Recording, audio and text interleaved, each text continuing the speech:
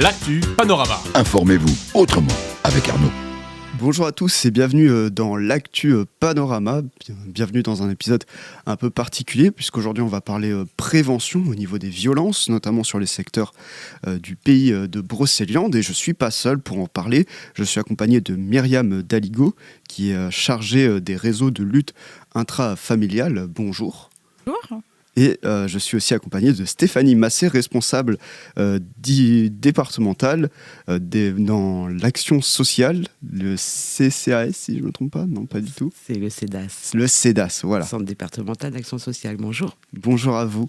Donc déjà, pour expliquer un peu le contexte, on s'était rencontrés lorsque vous avez fait une campagne de sensibilisation, c'était important, notamment c'était dans un supermarché.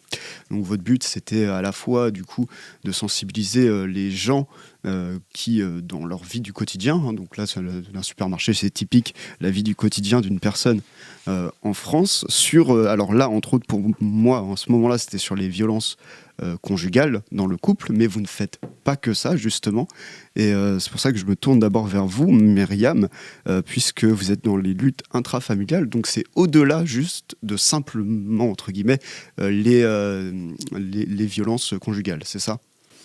Effectivement, je pilote un réseau de lutte contre les violences intrafamiliales sur le pays de Brocéliande. Et quand on parle de violences intrafamiliales, eh bien, on parle des violences qui sont commises au sein d'une même famille.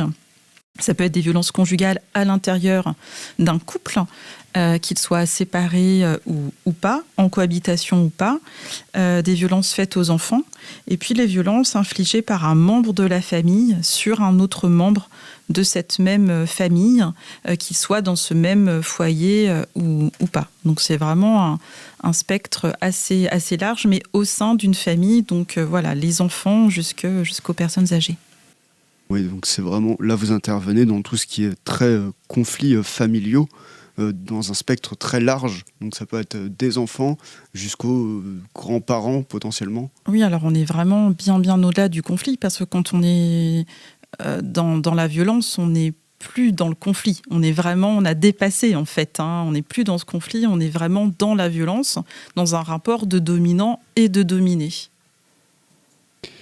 Et je me tourne maintenant vers vous, Stéphanie. Vous êtes responsable du district départemental d'action sociale. Est-ce que vous pouvez nous en dire plus, déjà présenter ce que c'est, en quoi ça consiste, et puis aussi du coup les actions que vous effectuez au sein du coup du pays de Brocéliande. Alors, le Centre départemental d'action sociale, c'est du coup, comme le dit le titre, un accompagnement social pour l'ensemble du public du territoire de Brocéliande. Alors, il y a différentes équipes, il y a différentes missions. Il y a, pour tout ce qui est enfants et jeunes majeurs, on a l'ASE, l'aide sociale à l'enfance, et la PMI, protection maternelle et infantile. Ensuite, on a le service autonomie, donc là, qui s'occupe des personnes âgées qui ont un début de dépendance et qui attribue une allocation pour le soutien au domicile, entre autres. On a toute l'équipe insertion avec le RSA et les accompagnements sociaux en lien avec le RSA. Et on a toute la polyvalence. Donc polyvalence, c'est l'accueil inconditionnel des personnes qui ont des demandes, tantôt d'aide sociale, tantôt de renseignement, tantôt d'accompagnement budgétaire, d'accompagnement pour faire un dossier en lien avec un logement, et puis toutes les violences intrafamiliales, puisque c'est le sujet qui nous porte aujourd'hui. Eh bien, c'est l'ensemble de tous ces professionnels qui peuvent accompagner les victimes de violences au sein d'une cellule familiale. Et du coup, au sein, donc on a compris qu'il ne s'agit pas que simplement de l'accompagnement de victimes, c'est vraiment beaucoup plus large que ça, le CEDA. Quand on parle de violence conjugale, sexuelle, intrafamiliale, de quelle réalité parle-t-on concrètement ? Alors,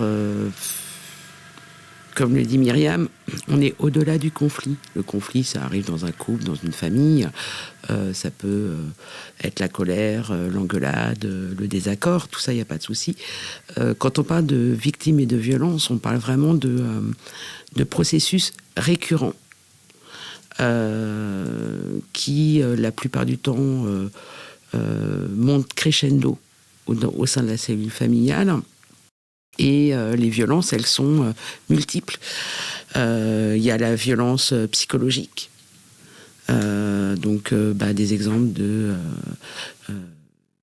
rabaisser une personne au quotidien, ne pas laisser l'autonomie financière, ça fait partie aussi des violences psychologiques. Vérifier le temps qu'on a pris pour aller à un rendez-vous médical et demander pourquoi tu as mis 15 minutes de plus que d'habitude.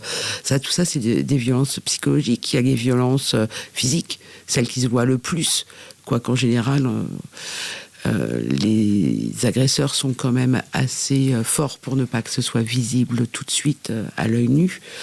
Il y a les violences... Pardon, vas-y. Oui, on a les violences sexuelles, l'agression, le viol, et puis effectivement, comme le précisait Stéphanie, les violences administratives, c'est-à-dire le chantage au papier, le fait que la dame, parce que c'est un fait, quand même, c'est bien souvent les femmes victimes de violences au sein du couple. Donc le monsieur qui va confisquer l'argent, les différents papiers à madame.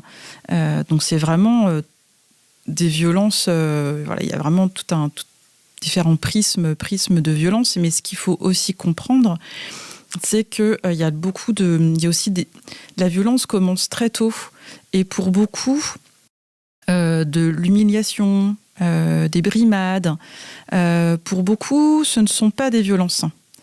Et c'est pour ça que c'est tellement important de faire de la sensibilisation et de la prévention. C'est pour que chacun, chacune puisse prendre conscience que oui, des brimades, des humiliations, la jalousie, c'est déjà de la violence. Et si en fait on ne repère pas ces violences, en fait on ne repère pas et on ne peut pas prendre en charge derrière ou signaler. Donc voilà, c'est vraiment important d'avoir ça en tête en fait. La violence commence très très tôt et il faut pouvoir en repérer les signes, en avoir conscience. Justement, ça venait avec ma prochaine question, c'est quelles formes de violences sont encore mal connues ou minimisées par le grand public ? Les violences administratives, je pense, parce qu'elles ne sont pas visibles. Pour autant, les professionnels libéraux de santé, notamment les médecins, puisqu'on travaille beaucoup avec eux, et c'est vrai qu'on les sensibilise sur les pays de Brocéliande, le remarque assez vite.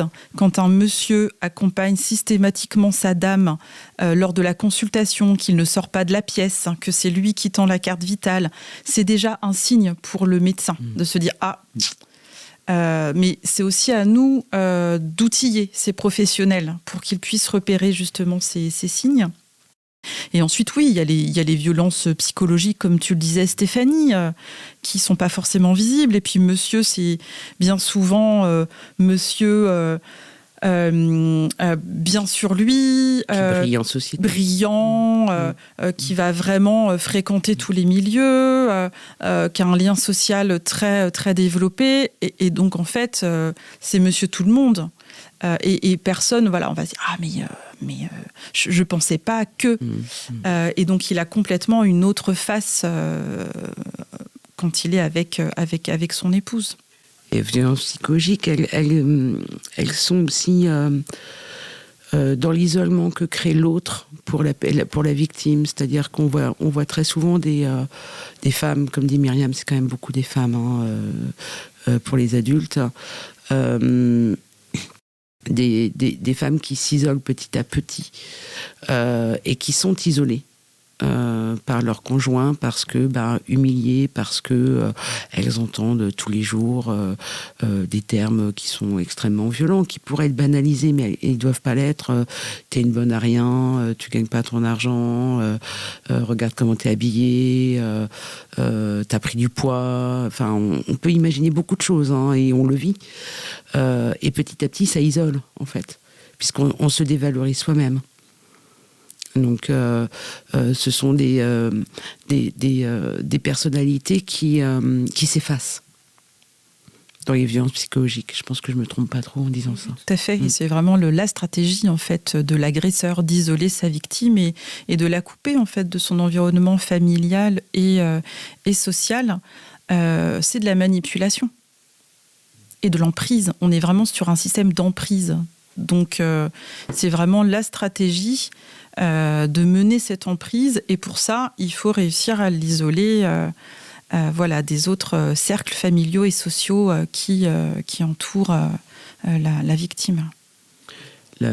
L'agresseur transforme petit à petit la victime en objet.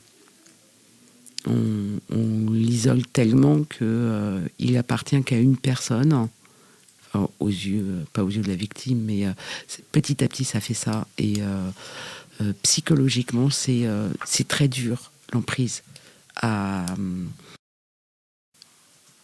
couper, à redonner l'estime de soi, à faire comprendre à la personne que elle a des droits et elle peut s'en sortir, et l'emprise c'est un processus destructeur.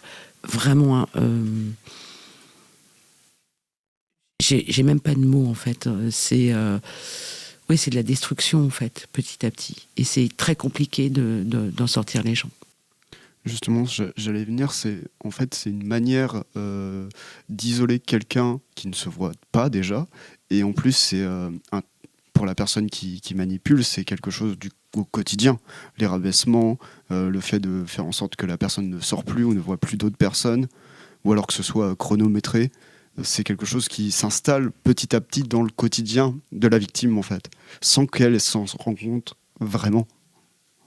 Oui, on est vraiment dans le continuum de la violence. Après, elle se rend compte ou pas. Disons que la victime va mettre en fait son corps et son cerveau vont mettre en place des stratégies de protection.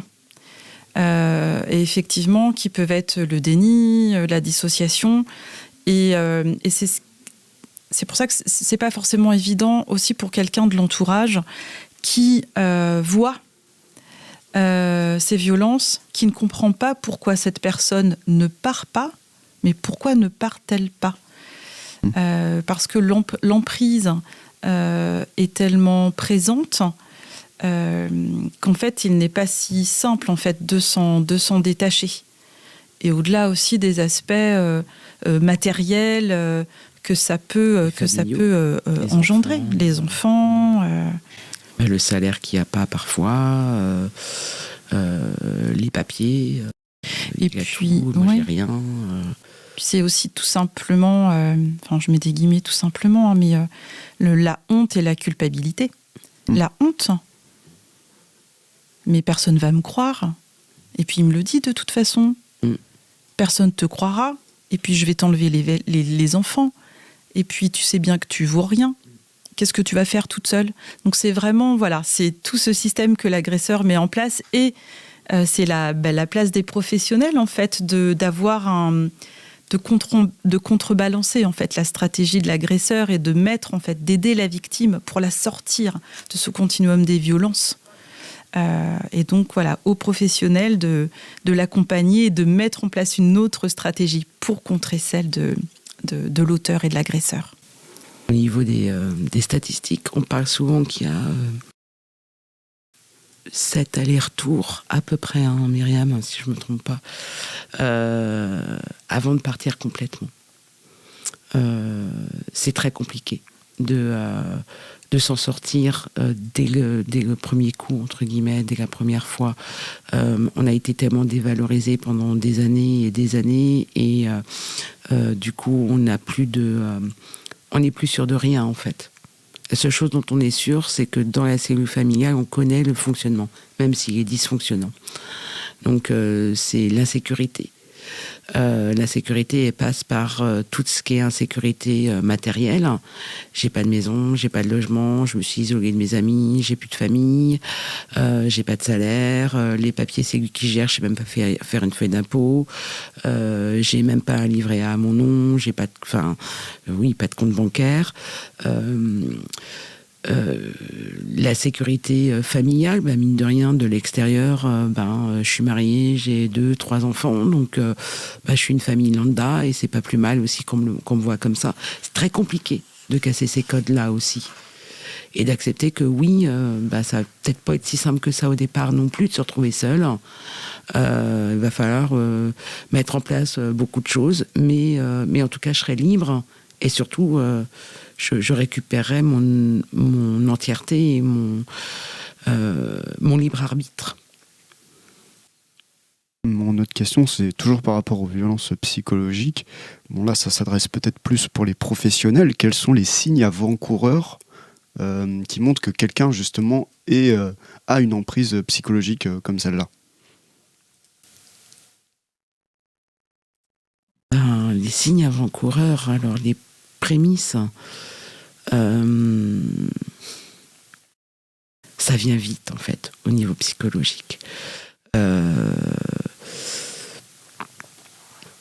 Myriam l'a dit, on reçoit le même public, que ce soit chez les médecins, les libéraux, les médiathèques, la boulangerie, parce que ça touche tous les publics, en fait. L'idée de nos actions, c'est de sensibiliser tout le monde à ce qu'on peut voir de nos voisins, de notre client, de notre patient, de notre usager.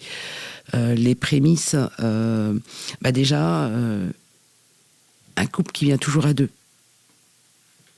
Là, on peut déjà se poser la question mais c'est madame que je voulais voir ou c'est monsieur que je voulais voir et pourquoi ils sont toujours en couple.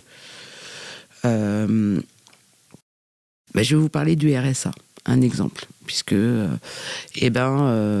une personne qui a eu le RSA mais qui vient toujours en couple va nous questionner, nous.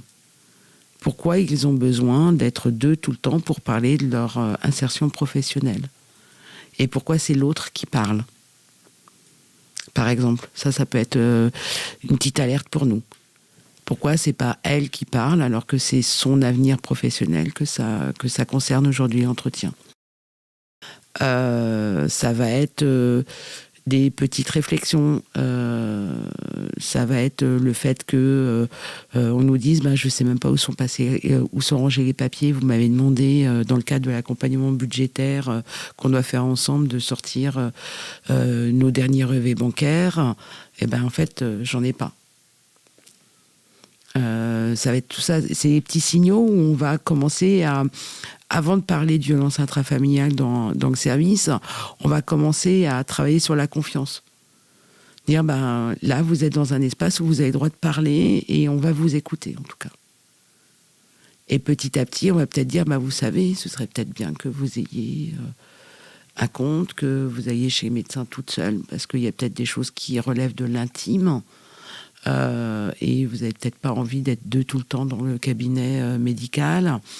Ça va être je vois qu'au niveau de votre projet professionnel, votre mari n'est pas toujours d'accord. Est-ce que vous voulez qu'on en parle un petit peu plus?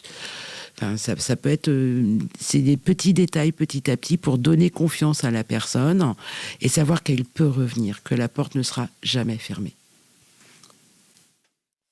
Puis, ce qui est important, c'est aussi de se dire que c'est par différents signes et par différents petits faisceaux qu'on va réussir en fait à justement pouvoir déterminer s'il y a violence ou pas.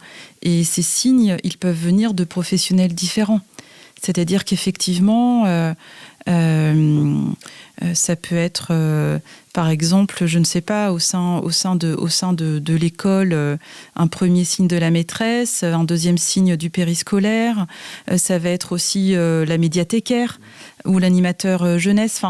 Voilà, donc c'est ces différents petits signes en fait autour d'un même foyer, autour d'une même personne, enfant ou adulte, qui recoupés, rassemblés ensemble, effectivement, ça peut être assez préoccupant.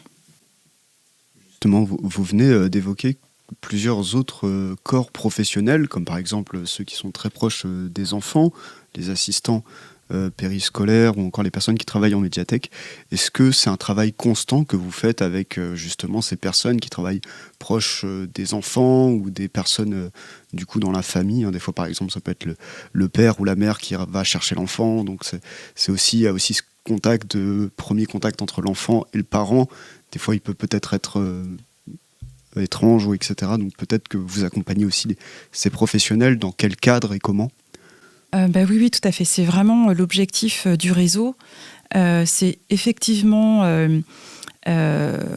de rassembler l'ensemble des professionnels qui sont dans la prise en charge des victimes, comme les collègues du Centre départemental d'action sociale, mais c'est aussi des acteurs du territoire qui ne sont pas dans la prise en charge, dont c'est pas le métier de prendre en charge la victime, mais qui vont être beaucoup plus dans une posture d'accueil, d'écoute de la parole. Et effectivement, on a cité les animateurs jeunesse, ça peut être des élus du territoire, des agents d'accueil, des médiathécaires. Et là, l'objectif au sein du réseau, c'est de pouvoir les outiller, de les sensibiliser, de les former, parce qu'ils sont bien souvent démunis face au témoignage d'une victime ou ce que eux peuvent apercevoir sans directement récolter un témoignage ou une parole. Et c'est vraiment de pouvoir leur dire « vous n'êtes pas seul, vous n'avez pas à agir seul, mais il faut que vous soyez outillés, sensibilisés au repérage, justement, quels sont les signes, qu'est-ce qui doit faire alerte, et surtout, vers qui vous pouvez orienter sur le territoire. » Et là, se mettent en place les acteurs qui sont dans la prise en charge, les travailleurs sociaux. Je pense aussi à Coraline Do, qui est intervenante sociale en gendarmerie, qui accompagne les victimes sur le dépôt de plainte, les gendarmes et les associations du territoire d'aide aux victimes. Vous avez au moins évoqué plusieurs services que vous proposez qui sont importants pour l'accompagnement aux victimes. Et justement, si une personne qui nous écoute aujourd'hui se reconnaît et qui est victime de violence et qui n'ose pas encore parler, qu'est-ce que vous avez à leur dire pour oser en parler justement? Ce qui est important, si effectivement une personne victime, moi je dirais d'essayer de parler à une personne de confiance, quelle qu'elle soit, parce que je pense que c'est la première parole qui est peut-être la plus difficile, mais en tout cas à quelqu'un de confiance. Et puis aux personnes qui reçoivent la parole d'une amie, de quelqu'un de leur entourage, c'est de se dire que voilà, vous n'êtes pas seul, et c'est d'encourager la personne victime à pouvoir aller vers un professionnel, que ce soit le CEDAS, que ce soit Coraline Do dont on a parlé tout à l'heure, le centre d'information des familles et des familles qui ont des permanences sur le territoire. Il y a vraiment le médecin traitant. En tout cas, d'essayer de parler pour se dire vous n'êtes pas seul. Ouais, et moi de mon côté, j'aurais tendance à rajouter aussi, avec tout ce que Myriam vient de dire, moi je les crois. En fait, je les crois et il n'y aura pas de jugement. Donc, les victimes ou les personnes qui se posent des questions quant à ce qu'elles vivent, elles peuvent venir nous voir, elles peuvent discuter, échanger, faire un aller-retour une fois ou venir plusieurs fois. On est là en tout cas. Justement, c'était ma question d'après, c'est les victimes ont souvent peur de ne pas être crues. Comment travaillez-vous sur cette confiance de la parole et juste sur la confiance en fait, tout simplement?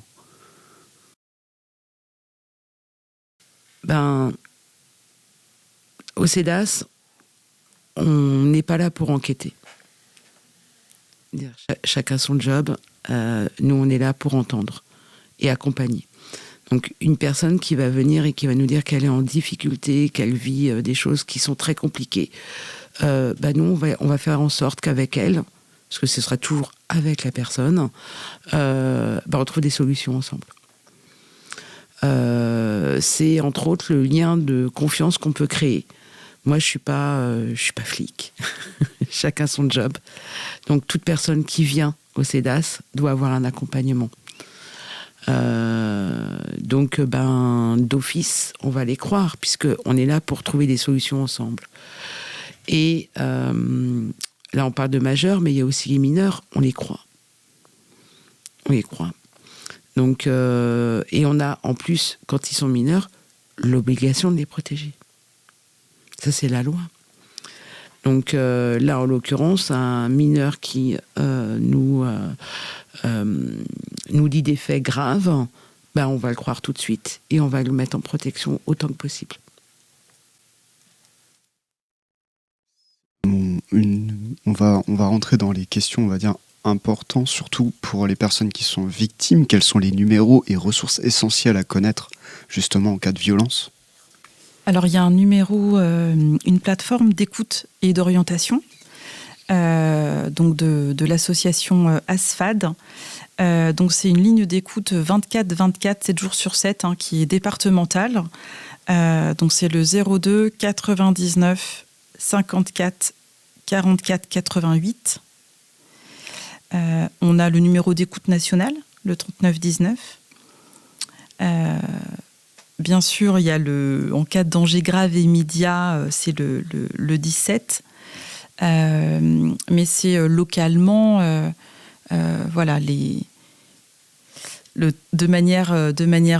sur le territoire, on a le centre départemental d'action sociale. Mais c'est vrai que pour une victime, on l'a dit tout à l'heure, c'est pas toujours évident de passer la porte. Et c'est vrai que le numéro d'écoute départemental, c'est déjà un premier pas. Et donc, on a des personnes, des professionnels au téléphone qui vont orienter ensuite les victimes sur les territoires. Donc, je rappelle le numéro, c'est le 02 99 54 44 88, c'est bien ça. Une dernière question, si vous devriez faire passer un seul message aujourd'hui aux personnes qui nous écoutent, quel serait-il ?